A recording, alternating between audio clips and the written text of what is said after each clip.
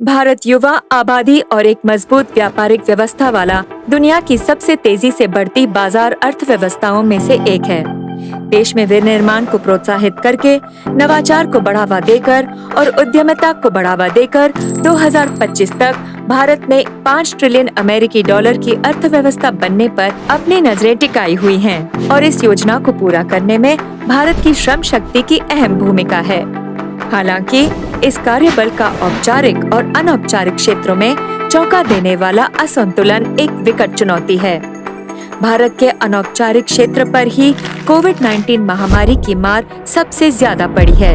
इस कारण से इस क्षेत्र में पहले से ही मौजूदा असमानताएं बढ़ गई हैं और इससे बड़े पैमाने पर नौकरी का नुकसान हो रहा है।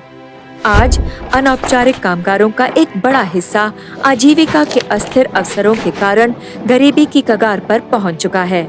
श्रम कानूनों के एक मजबूत और समावेशी सेट के माध्यम से औपचारिक और अनौपचारिक क्षेत्र के श्रमिकों का कल्याण करना सतत आर्थिक समृद्धि और विकास को प्राप्त करने के लिए बहुत अहम है।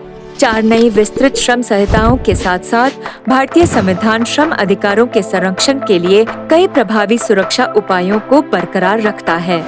हालांकि काम करने की स्थिति, छुट्टी, काम के घंटे में अंतर और कानूनों के दायरे से पहले से ही बाहर अनेक मुद्दे लाखों कामगारों की सुरक्षा को खतरे में डाल सकता है। व्यापार और मानवाधिकारों पर भारत की राष्ट्रीय कार्य योजना भारत सरकार को मजबूत श्रम ढांचे की समीक्षा करने और श्रम ढांचों के लिए व्यवस्था करके किसी भी अंतराल को दूर करके और श्रम अधिकारों के लिए व्यापार सम्मान को बढ़ावा देने का एक अच्छा मौका देता है। संयुक्त राष्ट्र व्यापार और मानवाधिकारों के मार्गदर्शक सिद्धांतों के 3 स्तंभों में महारत हासिल करके भारत की राष्ट्रीय कार्य योजना ने अपने श्रम बाजार को मजबूत करने के लिए प्रमुख श्रम अधिकारों के मुद्दों को दूर किया है।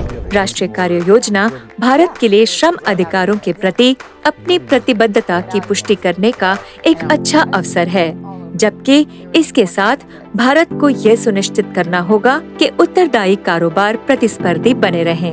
आइए संयुक्त राष्ट्र व्यापार और मानवाधिकारों के मार्गदर्शी सिद्धांतों को अपनाने में भारत सरकार का साथ दें। चलिए एक ऐसे विकास समर्थक पथ पर आगे बढ़ें जो टिकाऊ, समावेशी और सभी के लिए मानवाधिकारों का सम्मान करता है।